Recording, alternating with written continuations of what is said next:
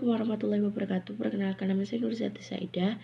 Saya prodi PAI dari kelas A1 semester 1 dengan mata perkuliahan studi Al-Quran dan dosen Ibu Ulil Hidayah. Saya akan menjelaskan tentang ayat muhkam dan mutasyabih. Muhkam secara etimologis adalah sesuatu yang tidak ada perselisihan dan kekacauan di dalamnya. Muhkam merupakan derivasi dari kata ahkama, yaitu atkama.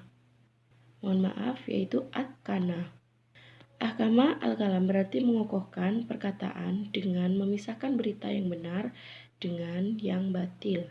Dengan demikian, muhkam dapat berarti sesuatu yang dikukuhkan, jelas, fasih, dan bermaksud membedakan antara informasi yang hak dan batil, serta memisahkan urusan yang lurus dari yang sesat. Adapun mutasyabih secara etimologis berarti tasyabuh, yakni apabila salah satu dari dua hal serupa dengan yang lain. Syuhbah ialah keadaan di mana salah satu dari dua hal itu tidak dapat dibedakan dari yang lain karena kemiripan di antara keduanya. Mutasyabih secara bahasa berarti sesuatu yang menyerupai dari segala segi antara satu dengan yang lain. Jenis-jenis ayat muhkam dan mutasyabih.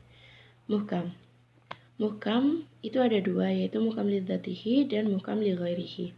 Muhkam lidzatihi yaitu muhkam yang semata-mata karena arti yang ditunjukinya itu tidak mungkin dapat dimasukkan.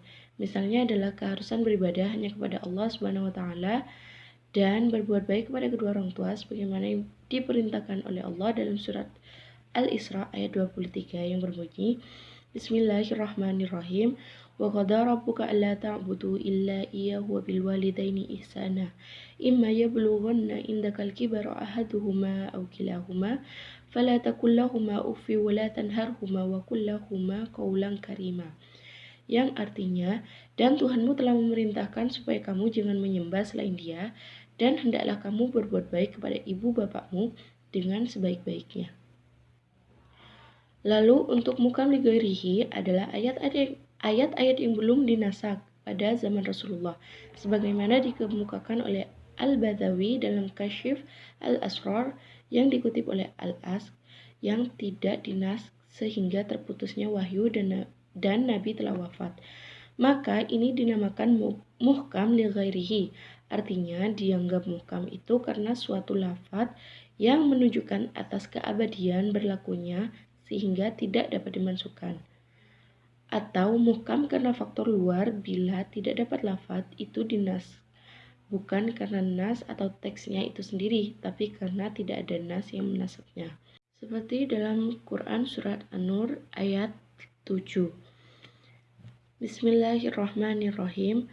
Walladzina yarmuna al-muhsanati thumma lam ya'tu bi arba'ati syuhada fajliduhum 80 jaldatan wala taqbalu lahum syahadatan abada wa ulaika humul fasiqun, yang artinya, dan orang-orang yang menuduh wanita-wanita yang baik berbuat zina dan mereka tidak mendatangkan 4 orang saksi, maka deralah mereka yang menuduh itu 80 kali, dan janganlah kamu terima kesaksian mereka selama-lamanya, dan mereka itulah orang-orang yang fasik. Lalu untuk yang mutasyabih ayat yang terdapat dalam lafaz huruf berupa huruf-huruf pada permulaan beberapa surat dalam Al-Quran seperti Alif Lam Mim, Toha, Yasin, dan yang lain-lain.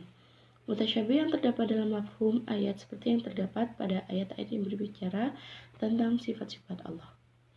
Lalu hikmah dari mempelajari kedua ayat ini, yang pertama untuk hikmah ayat muhkam.